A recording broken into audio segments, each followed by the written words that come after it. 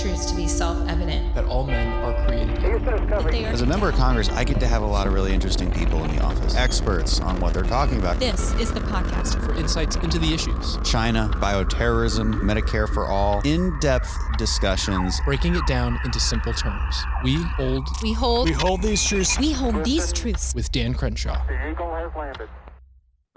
Welcome back, everybody. A few weeks ago, we had President Biden deliver the State of the Union, and he gave a very rosy economic picture. And in some respects, the economy is going along rather well, but there are serious obstacles to our economy and our prosperity. We're facing intense global competition. There's many warning signs on the horizon. There's many Americans that are just not in the workforce at all. Businesses having a very hard time hiring. Productivity continues to lag as a result, and we're piling on more and more national debt. These are problems, and we need a way to confront them. And joining me today is Dave McCormick. Dave McCormick was the CEO of Bridgewater Associates, one of the world's largest investment management firms. Prior to that, he was the U.S. Treasury Undersecretary for International Affairs, held senior posts in the National Security Council and the Department of Commerce. What years were those, Dave? That was under the Bush administration, right? Yeah, 2005 to 2009. Awesome. Like you've got a long storied history, Army veteran as well, graduate of the Military Academy at West Point. You even got a PhD from Princeton's School of Public and International Affairs. So very well qualified. You recently ran for Senate in Pennsylvania. Who knows? Maybe that's happening again. I don't know. I won't ask you on this podcast, but and you just came out with a book, Superpower in Peril: A Battle Plan to Renew America. So this is largely an economic book, right?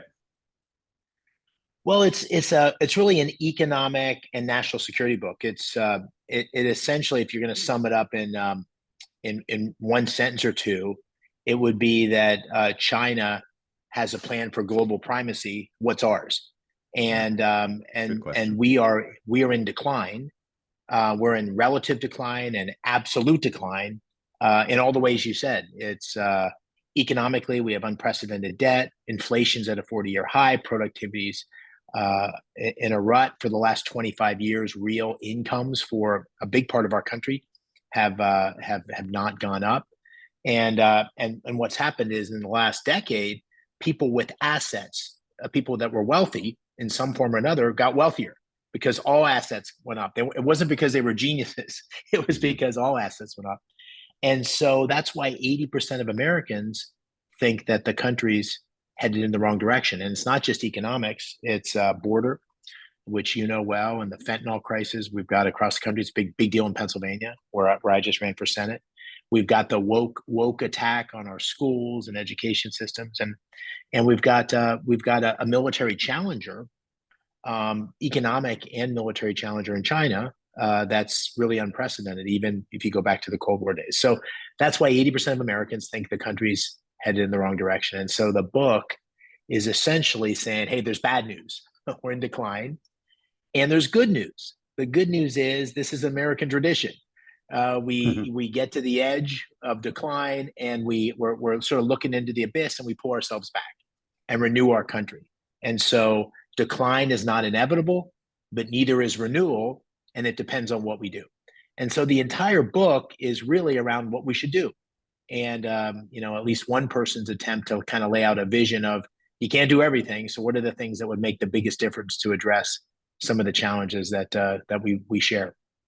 Okay, so where do we start? Basic economic principles. You're a conservative. I'm a conservative. We've got a pretty good framework for a free market economy that delivers prosperity in the most efficient way possible. This stuff isn't that complicated. I mean, the obvious problem we constantly run into is the fact is that we have a very divided political system. It's really 50-50. It's hard to get major economic plans through, but where do we start on the economic front, domestic economic front? And then let's move into trade. We don't have to talk about the border. I talk about it all the time. We got to secure it. Boom, there you go.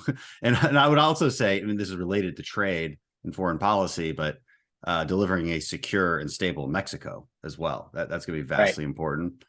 Where do we start on the domestic front, though? On those conversations.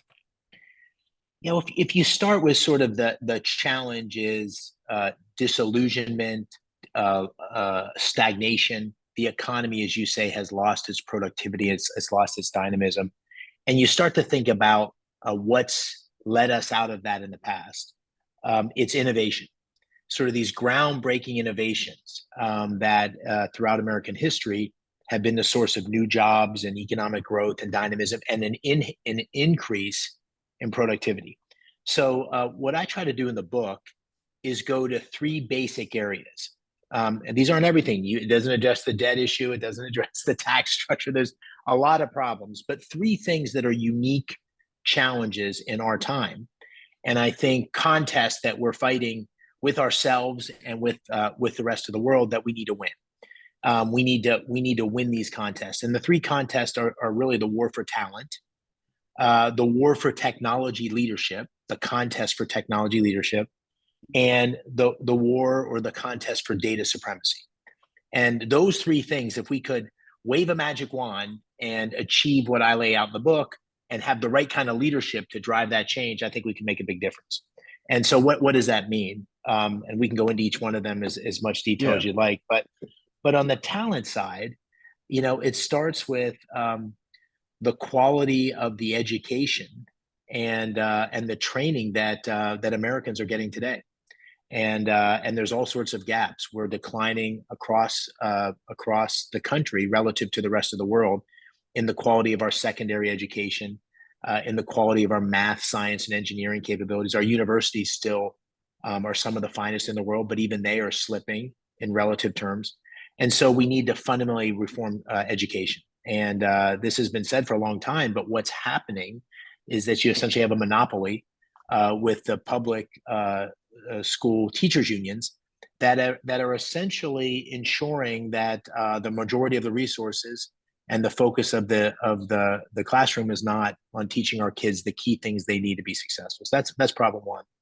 Problem two is what's being taught in our schools is ideologically undermining a belief in America's exceptionalism, America's greatness. The history that's being taught to your kids and my kids is not a history of America that you and I would recognize. And that's not to say there's not lots of blemishes in our history. There's lots that we have had to correct over time, but America by any measure has been the most exceptional country in the world. And the key is to keep it that way. But if you don't believe it was exceptional to start with, you can't get the next generation leading. So that's a second problem.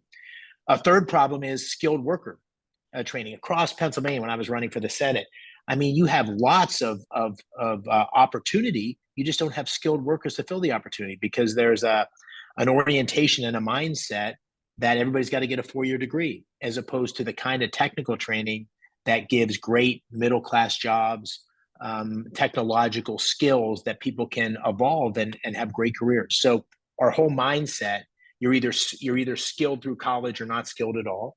And so there's a lot of work to be done. And then the final point, and I'm happy to elaborate, is immigration. And the border, you and I would agree 100% on what you said about establishing security on the border, protecting our sovereignty, keeping the cartels at bay. But another piece of that equation, which is somewhat controversial in our party, is the necessity of skilled immigration, and doing that in a way that's uniquely advantageous to America with a merit-based system. So there's a whole set of reforms that need to happen. The American people, the talent of the American people, have made all the difference in the history, the liberty that they have, the ability for free enterprise. But if we have a workforce and our children, our children's children that can't compete, we're not going to continue to lead the world. So there's a whole chapter and a whole discussion around talent, because if you waved a magic wand and you had to fix a couple things, that would be one thing you'd fix. Yeah, well, and they're exceptional things. I mean, they're exceptionally large challenges. Just making our kids better educated.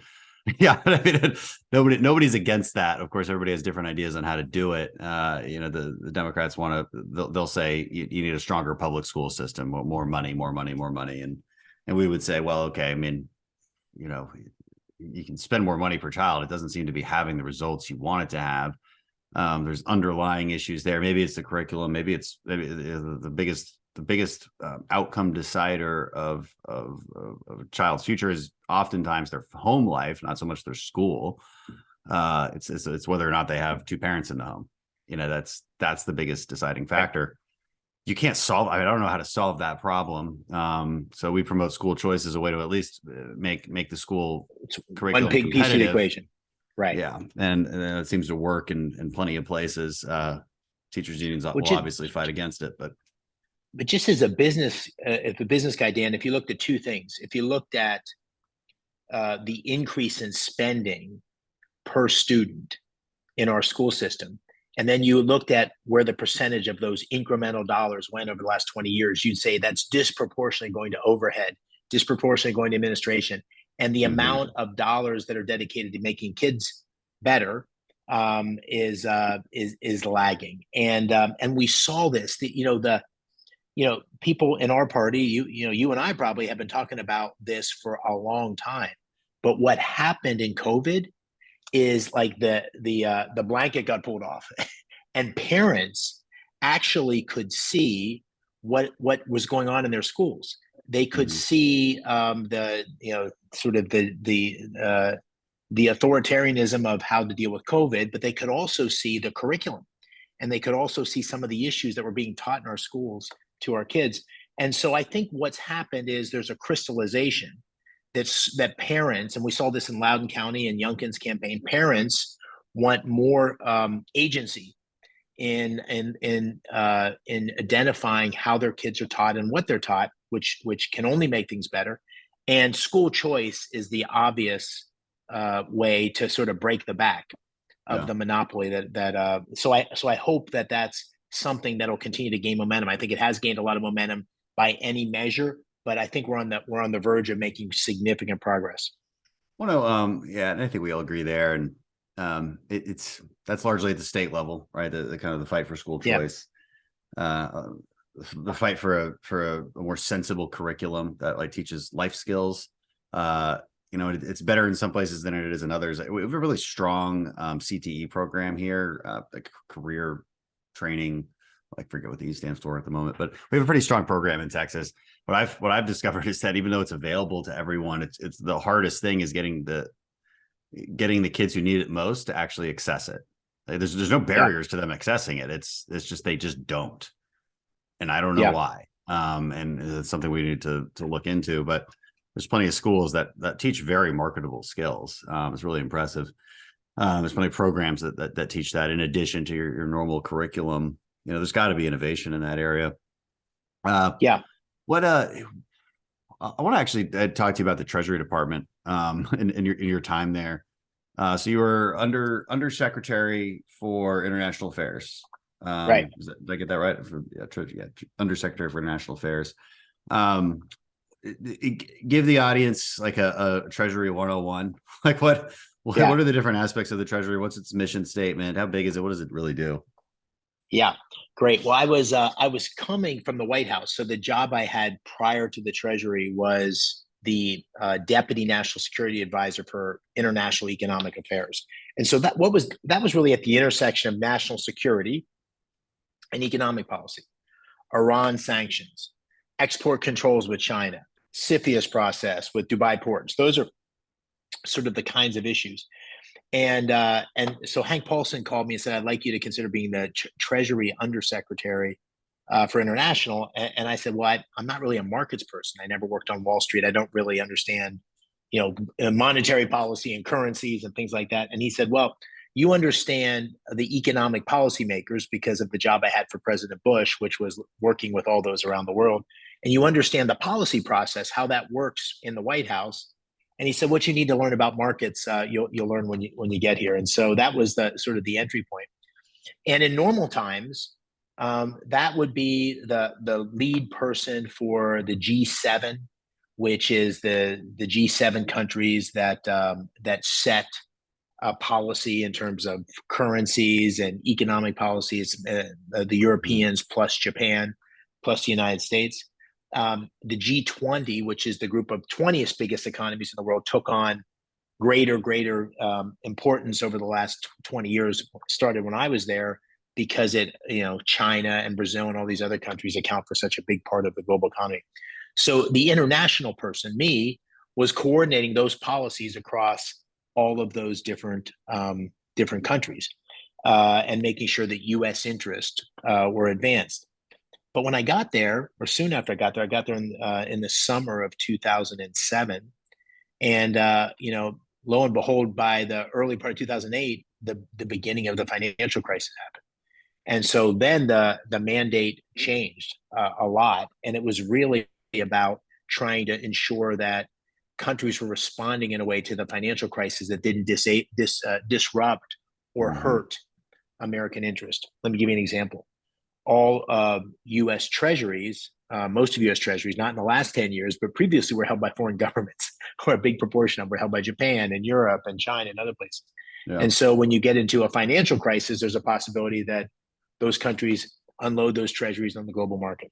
A big part of this at the time was also negotiating with China on access for U.S. companies. And there was an effort to essentially make sure that China lived up to its WTO agreements in terms of opening its markets to U.S. And it was clear then, obviously much more clear now, but it was clear then in 2007, 2008, that it was a one-way trade, that China was getting access to global markets and U.S. markets, and the U.S. and other developed countries weren't getting access to China.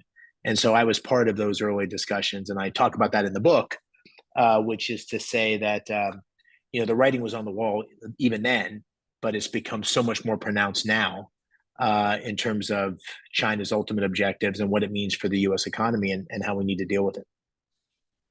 Okay, so it's a broad overview, and you did that for 4 years. So it's related to trade. It's you're not a special trade representative. What's the difference between that job and being a special trade representative? Well, the job in the Treasury is essentially the lead financial person for the U.S. government. You're negotiating around financial markets, and the trade representative is negotiating on behalf of the United States on all trade. So everything from milk and beef to timber to technology. And so there's an overlap because financial services is a part of that, but the Treasury really drives the agenda in terms of capital markets reform, and currencies, and is a partner with the Federal Reserve, where the Federal Reserve obviously manages the monetary policy of the country, and the Treasury is responsible for the fiscal policy, operating and sort of helping the president set the fiscal policy. So you're at the center of all those things. If you were in that position again right now, what would you be doing differently? Or are we in that area, are we on a good track or bad track? Well, I think what's happened, and it happened during the financial crisis in 2008, but we're seeing the consequences of a decade more of policy. When the financial crisis happened, there was enormous amount of stimulation put into the economy, mostly monetary policy. And so in the period that followed, 2009, 10, and then through the Obama administration, into the Trump administration, and now into the Biden administration, the amount of monetary stimulus that's gone into the economy is unprecedented in human history. So the amount and the way that stimulus happens is low interest rates and buying the Treasury. So the U.S. government buys its own debt. And so that's what's been happening for a long time. That has huge consequences because that is at the core of our inflationary challenge that we face today. That period of prolonged stimulation has helped stimulate the inflation, but it's also created the problem that I mentioned earlier, which is that if you were a holder of assets, you got a ton richer. And if you didn't hold assets, like 85% of Americans don't have significant assets, you didn't get better off.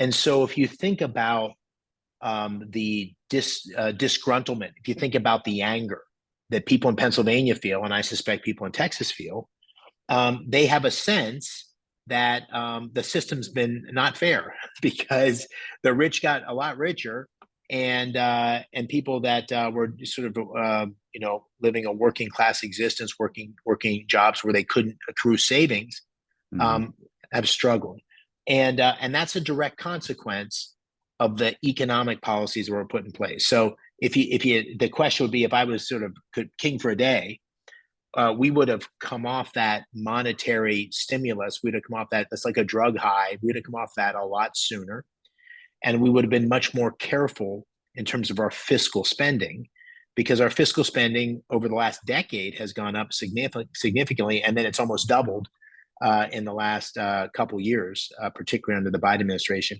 And those two forces, monetary policy out of control and fiscal policy out of control, make it very hard to have a dynamic economy.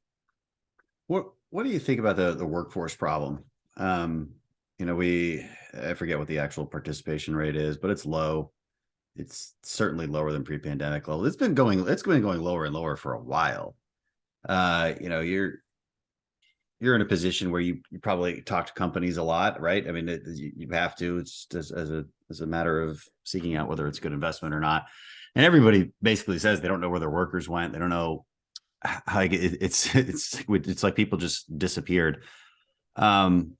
What policy measures do you think would be appropriate for that? And has anyone done any solid research on figuring out where the workers went? Nobody has. Anyone actually literally just called their old workers and asked and surveyed them and said, where did you go? Why did you go there? Why did you stop working?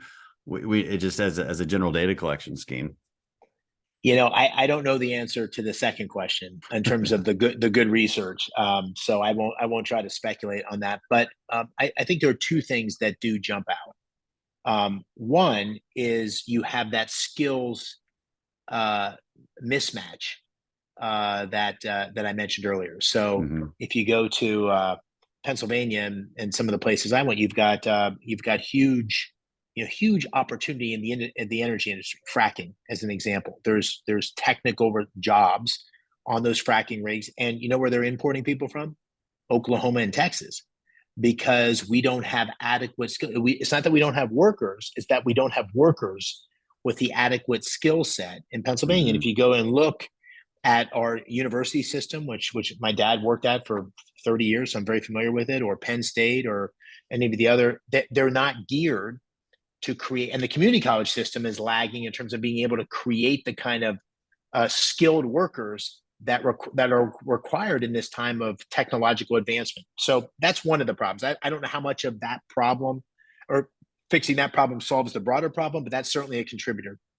The second thing, which is more intuition, but I spend a lot of time with young people because I've got 6 daughters that are ages 16 to 23. So I'm in the flow, man. I hear a lot.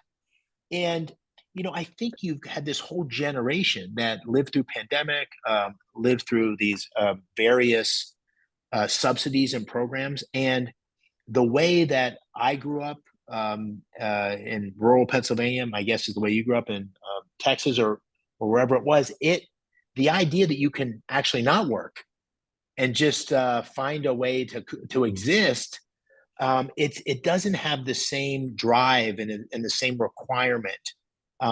There's a cultural disconnect. I'm not sure what the root cause of that is, but there's definitely a cultural disconnect. And I think the combination of those two things are contributors to this workforce participation issue, which is baffling. Yeah, it is, and it's we can propose solutions to the education system and whatnot, but those are, let's be honest, at least at the very least medium term solutions. Right. Most likely long term solutions. There's not an obvious solution to the short term aspects of it. Where do you see inflation going? And I do think that that's driven a lot of the inflationary problems too. Yeah. I mean, it's certainly the core of it was kind of this unstable house of cards that you talked about with quantitative easing and buying up your own debt and this constant easy money for years and years and years. But for years and years and years, it didn't result in higher inflation. And so there was this it was pretty common in economic circles to be talking about this, or at least to be questioning, why aren't we seeing it? Is the era of inflation over? And then COVID was the kind of the rock through the window that was needed to just shake it up and expose the underlying fragility of that monetary system. So here we are. And I mean, anybody that, the beauty of economic forecasting is that the markets should be, factoring in the highest probability outcome. And so markets thus far have the most part said that inflation is at bay and is moving in the right direction. But there's lots of underlying economic activity that would suggest, and the workforce discrepancy you and I just spoke about is data point number one, that inflation will be persistent. And that is again, to come back to the intersection of politics and economics is I think what's driven a lot of what we've seen over the last decade. I think the MAGA movement in many ways was a byproduct of that disillusionment that people were feeling that I mentioned earlier. And the pernicious impact of inflation is mostly on people who are at sort of the end of their life, that are living on fixed income, and inflation kicks their butt, or it's families that are really making ends meet week to week, month to month. And when gas goes up to $5, from $3 to $5, it's a killer. If you fill up a pickup truck, it's $40 more. It makes a huge difference. And so, I think there's a likely probability it's going to stay around for a while, and even where it is today, it's come down a bit, is still dramatic relative to what it was a couple years ago, and what it's been for the last 40 years. But more than that, I think that begins to weigh on families in a way that has political consequences, and I think we'll see a lot more of that with time. yeah, I mean, that's where this kind of populist movements come from. I would describe Bernie Sanders' progressivism as pure populism in a pure form. So I define populism as telling people what they want to hear, as opposed to the truth. So I do not have a kind view of populism. I don't see where it does good, because populism's purveyors would say, well, it's giving the people it's actually representing the people instead of elites. Okay, yeah. Well, you're still lying to them. So I don't know I don't know how that's that's a good thing. And it's and also if you're trying to represent populism in terms of this kind of higher calling democratic movement, because you're giving the people what they want. Well, people disagree on things. You can't just singularly describe the people.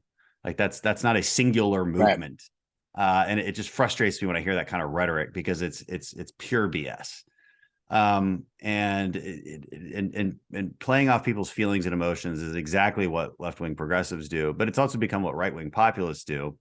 They don't have as much of a coherent philosophy. It's a little bit more just break the system and see what happens.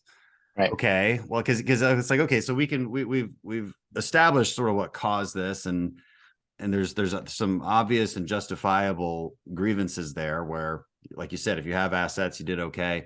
If you didn't have assets, you didn't, and that feels unfair.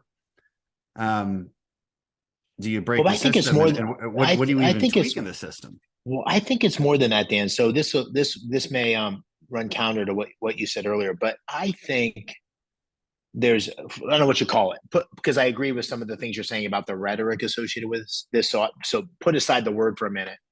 But here's what I believe is true, and I sort of lived through this, but I think the free trade orthodoxy that the Republican Party has been sort of one of the underlying foundational blocks of the Republican Party was too extreme. It wasn't new. Yeah. It didn't reflect the embrace of globalization, the lean towards corporate interest, which ultimately should flow down through the economy, didn't capture something very fundamental that was happening.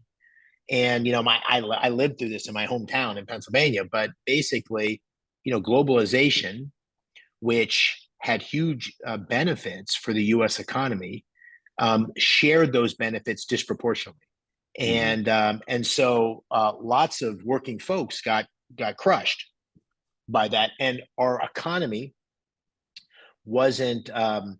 The economy adapts in a certain way, and the people that were most disrupted because they weren't afforded the skills training that didn't exist, or the transition or whatever it was very disruptive. And though that really struck at the soul of some of these communities in a way that was very fundamental. So that's one point. And then the second point, I agree with all that. I don't think it counters Yeah. anything I said, because again, my complaint is about this sort of wishy-washy rhetoric that really is just being angry is at its central core. It's one thing to say, look, Right. we should have fair trade practices. I mean, that is a healthy thing that I think Trump brought into the party, is a somewhat skeptical look at just a free trade for the sake of free trade, which is a very libertarian notion. It's not necessarily there's not like a conservative principle that really fits into. I'm not sure why it was always at the core either, because it works fine domestically just as a general free market mechanism. But when you have different rules of the game being played by different countries, you can't just you can't just default to the perfectly free trade relationship. Right. And it played out, one of the places it played out was China. So China had a lot of different dimensions to it, but there was a little bit of that orthodoxy that drove open markets is going to be good for everybody. But then what happened, and I knew this was happening, but honestly, I didn't understand the extremeness of what was happening until really recently, in terms of our dependence. So the free market orthodoxy takes you down a path where you become dependent on other countries, in this case, Taiwan for chips or China for pharmaceuticals. And so maybe it never, it was sort of one of the defining policies over many administrations, Republicans. And so that reset of the kinds of economic policies that are going to protect our security, care about working families, and yet adhere to some basic free market principles and not let our economic system become politicized. That's the tension, and that's the balancing act. And that's what this book tries to do. So I'm basically saying, listen, there was reason behind why everybody's so angry, and feel like the system's not working. So there's good reason for that, and we have to adjust to that. But in the path, we can't lose the dynamism and the uniqueness of our free market capitalism. And getting that mix right isn't easy. It isn't easy economically, and it isn't easy politically, as you know better than anybody. No, it's hard politically because people like comfortable false narratives. It's like a warm blanket, and we're seeing that now. And like, because the Democrats keep bringing up entitlements, because that's their favorite like whipping post, or we're their favorite whipping post, and they like to whip us with entitlements. Maybe it'd be a better analogy there, but they tell blatant lies about our position on it. And unfortunately, a lot of those lies are very much well embedded into our own Republican base. I mean, you talk to most voters on this, and they'll tell you the government stole money out of the trust funds, and that's the only reason that they're insolvent. And that's just factually incorrect. And so there's certain myths that need to be debunked so that we can have adult conversations about these things. And the same goes through, honestly, for a lot of these economic policies, because you can reduce spending, but inevitably there's interest groups that voter-based interest groups that don't want you to reduce that spending, and then they feel like you're taking away from them, and the politics become extremely toxic. It's hard to get to that section of voters, especially that you're talking about, that have legitimate grievances as they've watched others gain while they have either stayed stagnant or lost. And they see the reasons for that, and it's so much easier for a left-wing politician to just promise them stuff, because that's immediate. That's an immediate strand of immediate help. And we've seen it over the last 2 years, right? I mean, the amount of stuff that's been given and is still being given, and we have a $31 trillion debt burden because of it. So I agree with you, and that's the problem, which is the short-term sugar high that you can get by telling people what they want to hear. Ultimately, that comes home to roost, and that's what's going to require real leadership to deal with it. And the other thing I'd say that complicates it, and I'm not a public official. You live with this every day, but people don't trust anymore. And so people don't trust public leaders because they've been misled. And so, our entitlements were promises that were made to people. And so whenever there's any indication that those promises are going to be renegotiated, people understandably are saying, holy, wait a second. We had a promise and we worked our whole life thinking that this was going to be at the other end. So I think it's a tough problem, but we've made it so much worse because of the spending that's taken place in the last couple of years. And all of a sudden deficits and debt burden are back in vogue, but they have to be, because we're on a path now that's simply unsustainable. Yeah. I mean, if you were up there with us in Washington, where we've got this debt limit negotiation coming up with the threat of default on the debt, what's your suggestions on what we should demand in return? What's like the low hanging fruit? This is something the party's currently assessing internally. Yeah, listen, I mean, I don't know the ins and outs. I would say two things, sort of starting principles. One is I think it's totally legitimate, appropriate that we should be negotiating to try to begin to curb this outlandish spending. And it's also true that the full faith and credit of the United States is something that we'll stand behind. So those two things, that's the starting point. And if you think about discretionary spending, I mean, defense spending is a big piece of it, and the entitlements are a big piece of it. But there's a huge amount of discretionary spending that can be negotiated, should be negotiated, and should, I think we should be negotiating in good faith for significant curbs on that spending. And the idea that President Biden and the Democrats are saying that that's irresponsible just contradicts the very fact that it happened in 2014 with Joe Biden being the lead negotiator. So I would say that what I hear from a distance, I'm just see what I read in the newspaper and here, but I think the Republican caucus is handling it just right. McCarthy's handling it just right. Now the question of what specifically you should get in the negotiating room, I'm not so sure, but I think it's very valid to be asking for big cuts. Yeah, I agree. It's just we do need to get to a point where we have a list of things that we want. Yeah. But I've certainly advocated for a few of those. In your book, you talk about R&D and the importance of research and development investment. You said at the outset how important innovation was. What is the right government role for that, especially given your experience at Bridgewater? You guys understand investments pretty well. Where does the government get it right, get it wrong? And maybe we could talk about the CHIPS Act and whether that was a good idea. We'll see. Yep. It's unclear to me still if that will result in what we thought it would result in. I'm not so sure, but what do you think? Well, I think the starting point is that countries that are the most productive, that have the highest productivity rates over time, which is obviously a contributor to growth and dynamism, are innovative. So innovation as a goal in itself is critical, and basic R&D is the place that I think the government can play the most meaningful role. And the reason for that is the private sector isn't necessarily going to see a path to generate profits from basic R&D, even though everybody would agree that basic R&D over time is a good is a great foundation for innovation within an economy. And our basic R&D has as a percentage of GDP is a fraction of what it was in 1950, 1960. That period where you saw this huge growth in the space program and all these innovations for America. So I think that's one place the government should play a big role. We should be funding basic R&D, which will be a benefit to our society, a benefit to our economy, a benefit to all Americans. Now, the second thing that the book says, which is a bit controversial, and it contradicts the CHIPS Act, but it also contradicts my own beliefs even a few years ago, which is I do think the government should play a role in trying to encourage and double down on investment in key technologies that have huge consequences for national security and for the role of America in the world.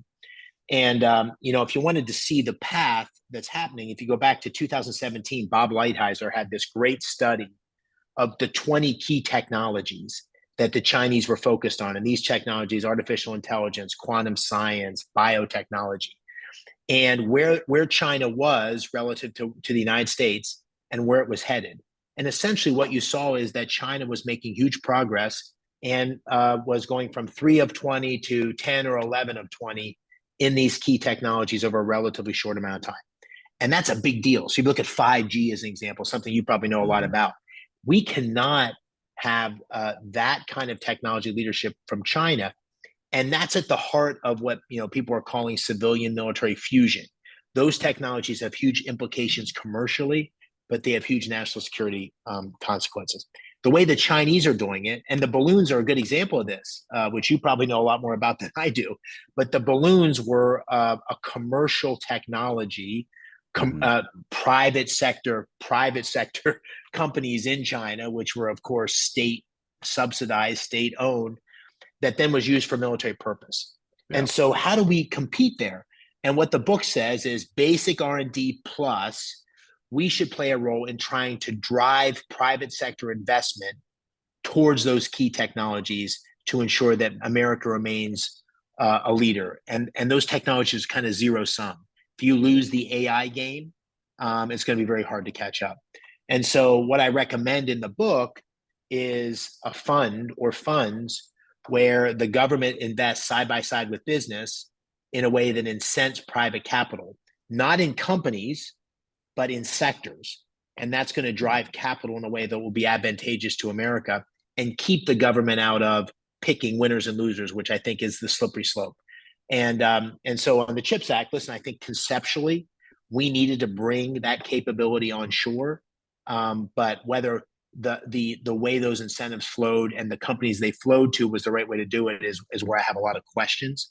But I think we were in a national crisis, and it was the result of that orthodoxy and just really incompetence over decades that we let an entire sector that's crucial to our economy and our national security grow up outside our borders. It's in some ways unforgivable. Yeah. And it's a belief, a naive belief that the world would just forever be stable. Like, right. because everybody in charge today comes, is of a generation that is post World War II. And so you've only lived through this American led prosperity where you always have those open markets, where you always have those shipping lanes protected by your own US Navy. And you don't have this highly capable, active adversary trying to debunk that. But obviously we have the Soviet Union, right? So I guess we were more awake about it back then, but completely focused on the Soviet Union. You see that collapse, and we've just been whistling past the graveyard ever since, believing that China would grow into the system that we created of stability, where it doesn't, in the long run, at least, it doesn't totally matter that you have to trade with another country to get what you need. But there's definitely, I think, a large scale I think realignments and of perceptions and paradigms that you do have to at least have your basic necessities in a secure supply chain. That doesn't mean it's all here, but I'm still okay with having chips made in France. And the problem with the CHIPS Act was you really are just trying to outbid other countries, but do you really need to outbid France? There's almost zero chance that we ever can't get chips from France, but Taiwan, that's a little different because they're China's always threatening 90 miles away, right? Yeah, I agree with you. The way I think about that is your allies, are in concentric circles. So there's like the Five Eye countries, like we share Intel, all that stuff. Hey, those are tight. Then there's the next concentric circle. Next, like the fourth or fifth concentric circle out's China. But in that inner circle, we can be very dependent on other countries, and we just have to have a strategy to deal with it. But even to your point on Russia or the Soviet Union during the Cold War, even then, even at the heyday of that Cold War, the Russian economy was a fraction of America's economy and had none of the dynamism. And what's been unique about China, and Paulson always used to say, if I could have their economy or our economy, I'd always take their economy. Of course, our economy is incredibly dynamic and resilient. But make no mistake, it's been a remarkable economic miracle that has been able to underwrite a very significant military investment, which is growing dramatically. And Dan, you know this better than anybody, but they're investing in their military capability from a very low baseline. So they don't have platforms or foundation they have to invest on top of. They're able to invest from scratch in new capabilities where we're investing on existing platforms and things like that. So their capacity, even though their defense budget's a fraction of ours, their capacity to leapfrog in certain technologies is pretty significant. And then that military civilian fusion complex gives them a lot of capability. So my view on this is we need to have a strategy for dealing head on with that. And we can't cede any of these critical areas of technology, like chips is a good example, but there's many others, to the Chinese. They have a plan. We don't have a plan. Yeah.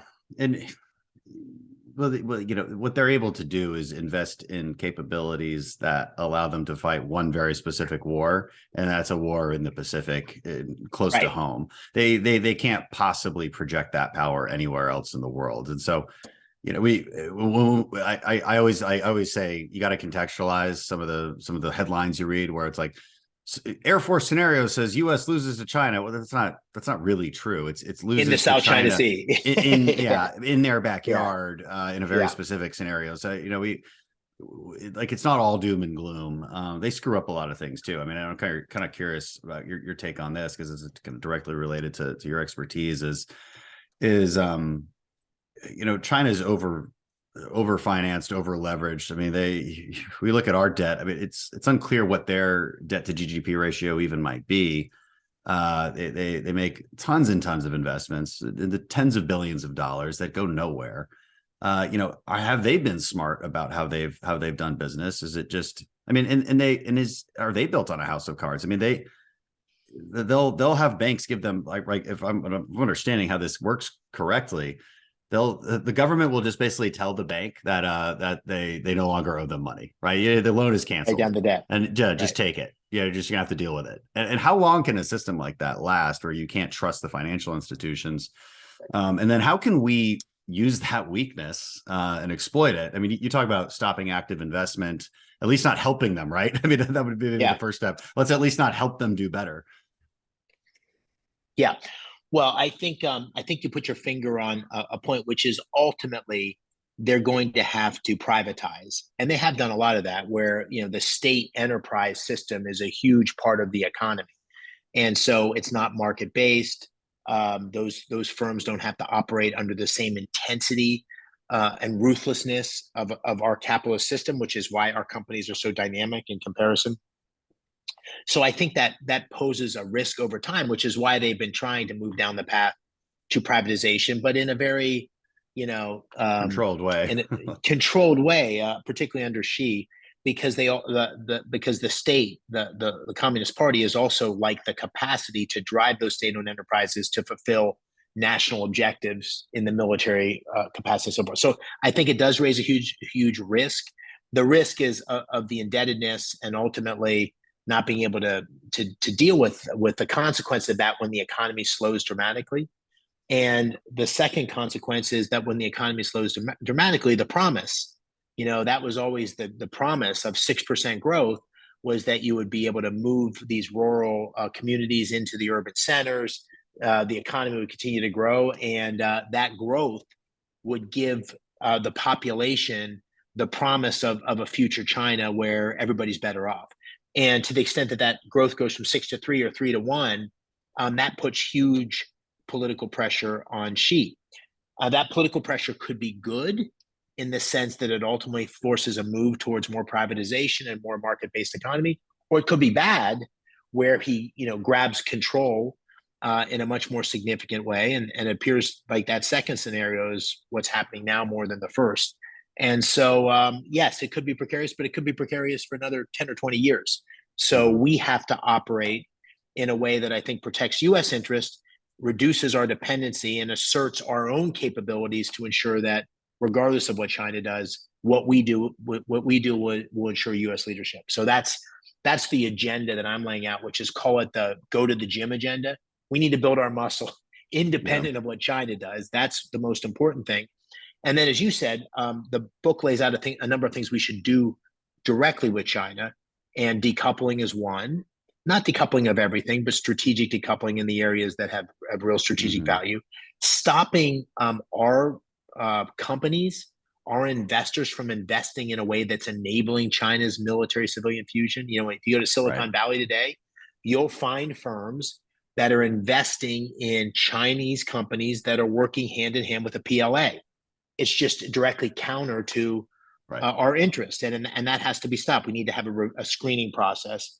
We should hold China accountable for the bad behavior. That, I think that's where I really criticize the Biden administration, whether it's COVID, which we've not gotten to the bottom of, whether it's the Uyghurs, which we haven't held them accountable for, whether it's the intellectual property theft, which continues to be rampant.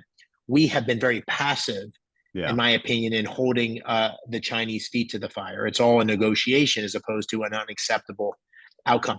So I think there's a comprehensive hardening of our perspective, but I don't think it's a cut of any engagement with China at all. I don't think that would be good for America. I don't think it would be good for the world, but I do think we need to toughen our posture. Yeah, no, I fully agree. It has been passive. Biden is strangely passive about his approach to China, in a way that not even Pelosi was. You know, it was the one thing Pelosi, I finally supported her when she went to Taiwan. I was like, yeah, good for you. But Biden actually undercut her. I mean, the White House was way more tepid about that entire scenario, which was just mind blowing. The rhetoric's not there. I mean, one of the ways Reagan won the Cold War was by simple strategic rhetoric, and kind of moralizing over the Soviets, and that matters, right? It's kind of, I don't think Americans appreciate how much that matters, and how important that kind of messaging is on the world stage. It emboldens the people you need to embolden, lets them know you're on their side. I mean, it's like, are we going to go in and save Venezuela or Iran? No, but you can at least help the people, even morally, from an emotional and a moral standpoint.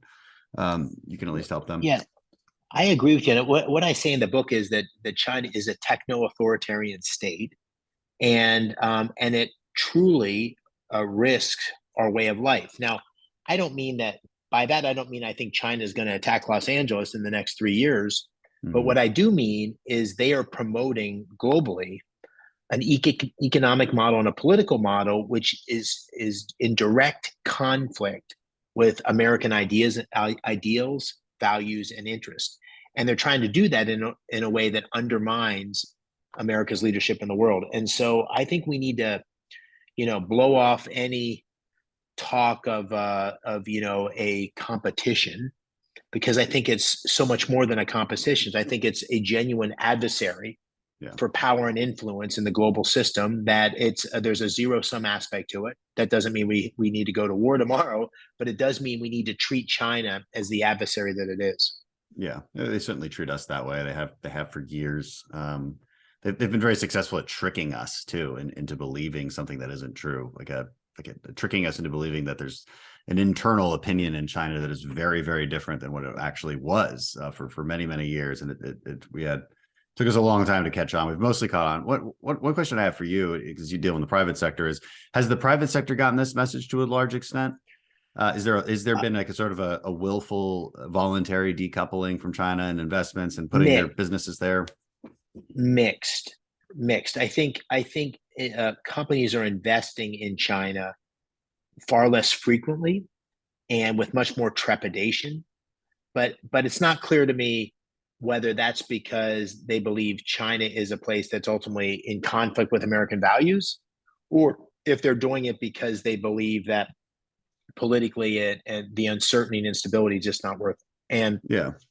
And one of the things I think we need to do is be much more explicit with a set of regulations and rules, which ultimately give much clearer guidance on what's permissible. And maybe it shouldn't be that way, but in fact it is. And so I think sort of a laissez-faire approach to how companies engage with China is not in our interest, and it makes it much more difficult. So I think we need to give CEOs the guidance much more explicitly. Yeah, I mean, sometimes even rhetoric can help with that, because it's simply saying, look, that the political consensus here is that we're going to do something. So you just might not want to, you might not want to be tied in with them in the given moment. Look to Mexico, right? If we're looking for cheaper labor. A country like ours will always need a place where there's cheaper labor. That's I think, and a lot of people on our own side don't want to believe this, and it's that's where that right wing populism comes in and lies to people. Like, why don't we build this? Why don't we build the iPhone here? And I'm like, hey kid, I'm sorry, but you'll never build the iPhone here. Not for the price you want it. We can build it for $7,000 a pop. Maybe we can build it here. But just there's a reality that you're not. And the great irony of that, with the right other set of economic policies, that is all additive to America, and there's lots of high-paying opportunities here. That doesn't have to be at the expense of U.S. workers in any way. But innovation in general, and kind of the suffocating effect of regulation on innovation, and just building things in general. Forget innovation, just building stuff like pipelines and roads and bridges.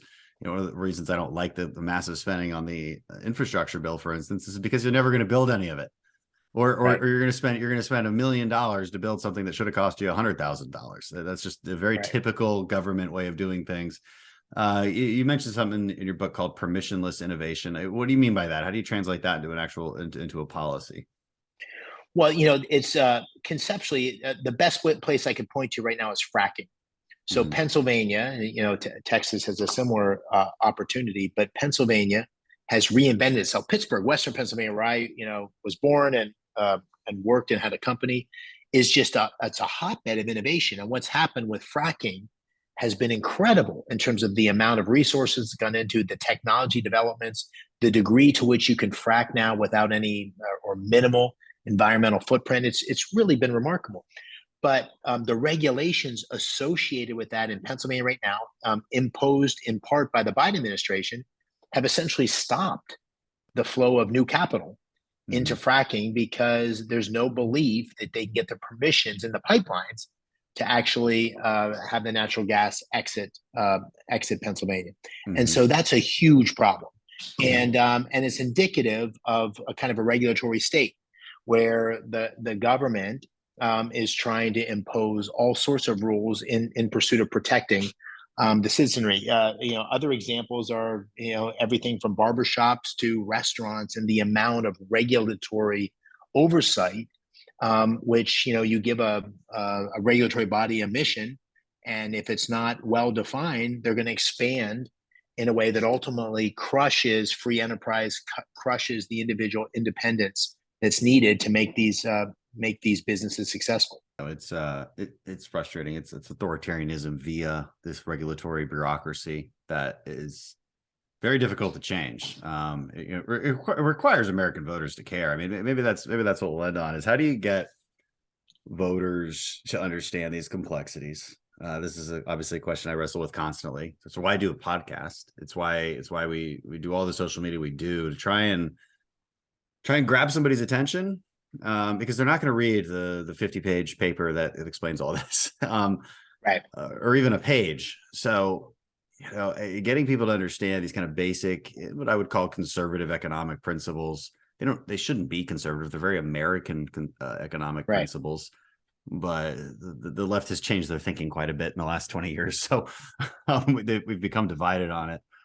How do we reach people? I struggle with this too. It's in some ways the motivation for the book was to try to write about these things in a way that would be accessible and, sort of related to what I believe as somebody who's focused on policy, but also on the campaign trail, where I'm hearing these things and try to bring those two things together.